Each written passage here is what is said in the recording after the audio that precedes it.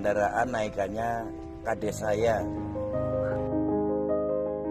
Sebuah postingan video yang diunggah akun resmi Bupati Banjarnegara Budi Sarwono viral di media sosial.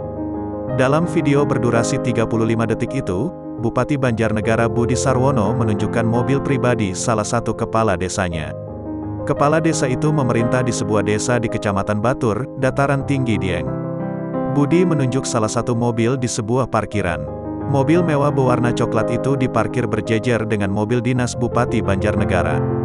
Dari segi harga maupun kemewahannya, jelas mobil dinas Bupati kalah jauh dengan mobil anak buahnya itu.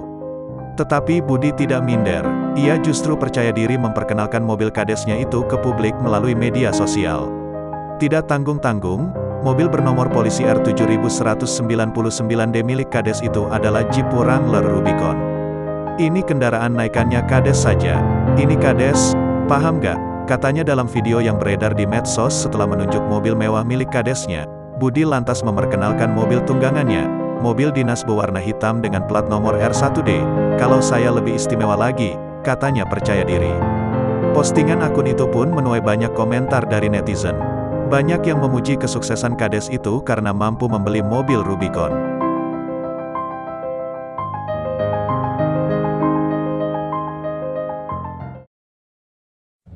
Mobil sayur isinya Pertamax. HRV pak, isinya premium. Fortuner isinya premium, anjay. Viral di media sosial sebuah video yang memperlihatkan mobil mewah antre isi premium.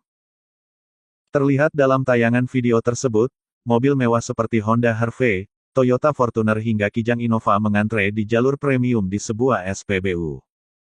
Sementara pada jalur Pertamax tampak sepi peminat dan tidak ada kendaraan yang mengantre. Menariknya, di jalur Pertamax itu hanya ada satu mobil pembawa sayuran mengisi BBM RON 92. Mobil pembawa sayur berjenis pick-up itu bukanlah mobil kalangan mewah. Perekam kemudian mengarahkan kameranya ke sisi lain dan memperlihatkan antrean di jalur premium yang cukup panjang. Mobil sayur isinya Pertamax. Harvey Pak isinya premium, Fortuner isinya premium, katanya dalam video itu.